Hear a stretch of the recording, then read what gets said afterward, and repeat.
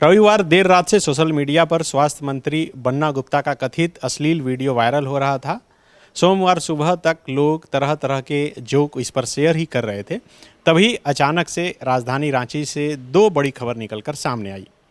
पहली खबर ये कि पिछले 3 नोटिस के बाद जो आईएएस अधिकारी ईडी के सामने प्रस्तुत नहीं हो रहे थे, रांची के पूर्व डीसी और वर्तमान में समाज कल्याण विभाग के डायरेक्टर छवि रंजन, वह ईडी द्वारा निर्धारित किए गए समय यानी कि 11 बजे से आधा घंटा पहले ही ईडी कार्यालय पहुंच गए। ये खबर सुनते ही पत्रकार जैसे ही ईडी कार्यालय पहुंचे, वैसे ही तुरंत दूसरी खबर निकलकर सामने आ गई। दूसरी खबर ये कि ईडी कार्यालय से थोड़ी ही दूर पर डोरंडा कॉलेज के ठीक सामने एक पीले रंग के मकान पर ईडी ने छापेमारी कर दी। अब हर कोई यह जानने के लिए बेचैन था कि आखिर पीला रंग का ये मकान किसका है। बहुत छानबीन करने के बाद पता चला कि उदय शंकर नाम के व्यक्ति का यह मकान है।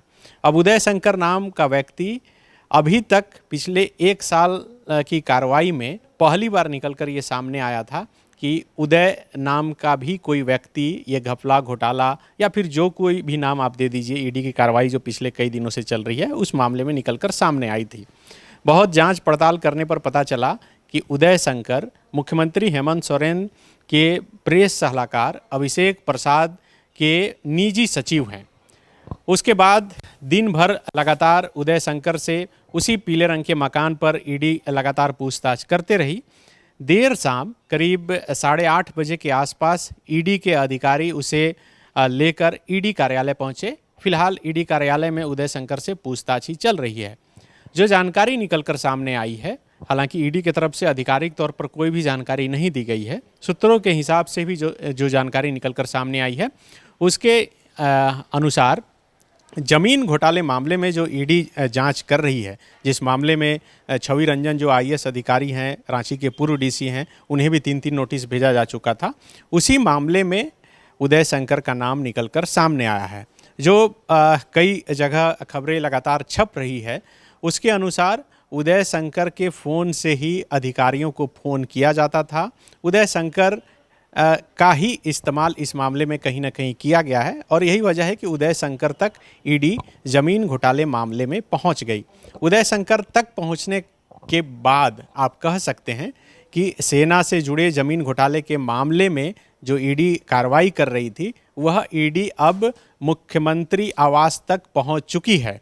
इससे पहले आपको पता है कि अवैध खनन मामले में भी जो है ईडी मुख्यमंत्री से पूछताछ कर चुकी है, मुख्यमंत्री के प्रेस सलाहकार से पूछताछ कर चुकी है। इसके अलावे मुख्यमंत्री हेमंत सोरेन के जो सचिव रहे हैं उन राजीव अरुण एक्का, उनसे भी कई मामलों में पूछताछ हो चुकी है।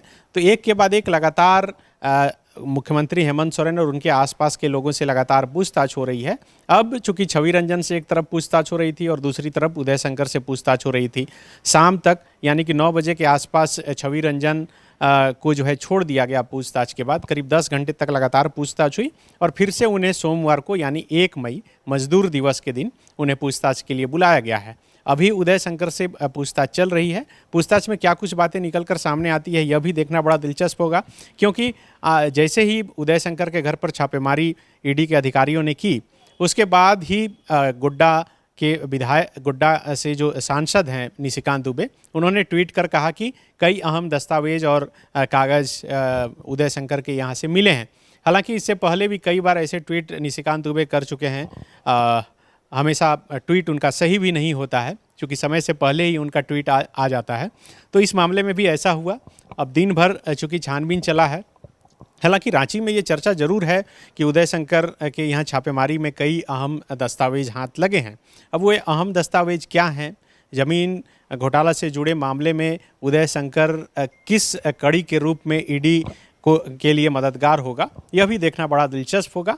फिलहाल आज दिन भर जो कल देर रात बन्ना गुप्ता सोशल मीडिया पर छाए हुए थे, आज सुबह हालांकि वो ज़रूर उनकी चर्चा शुरू हुई थी, लेकिन उसके बाद जैसे ही छवि रंजन और उदय शंकर का नाम निकलकर सामने आया, उसके बाद बन्ना गुप्ता का मामला थोड़ा दब सा गया। लेकिन शाम होते होते सरयू राय इस मामले में थोड़ा ट्विस्ट लाकर उन्होंने मामले को गर्म किया और बताया कि इस मामले में जो लड़की है, जो महिला है, वो कौन है। उन्होंने उनका नाम तो हालांकि नहीं लिया, लेकिन पहचान एक तरह से उजागर ही कर दिया और पुलिस से मांग की कि उसे सुरक्षा प्रदान की जाए।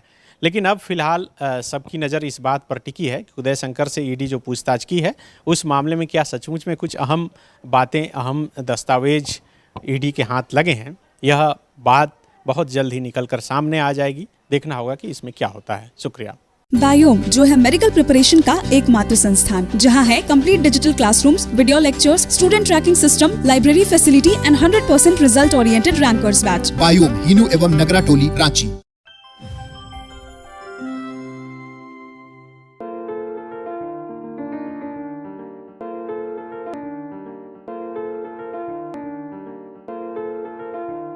thefollowup.in. Like, share, and subscribe. www.thefollowup.in